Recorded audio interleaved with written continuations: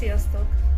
A nevem Gyöngyi, digitális marketinggel foglalkozom, és pár évvel ezelőtt ugye ápolónőként dolgoztam Németországban, majd Ausztriában is egy keveset.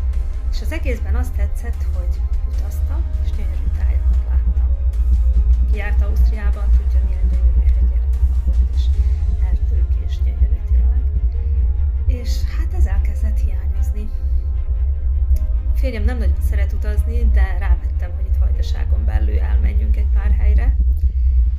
De ugyebár nyaralni elmegyünk még, ha bár azt mondta az idén még oda se szeretne menni, de én pedig szeretek utazni. És most megtudtam, hogy ezzel az üzlettel, mivel Írországban lesz a konvenció, el tudok jutni Írországba, és ez nagyon lelkesít, úgyhogy a kolléganőkkel majd ott találkozunk, és egy nagyon eseménydús napokat eltöltünk, és már előre is örülök, tervezgetem ugye, ami szükséges a szállásfoglalástól kezdve, repülőút és stb.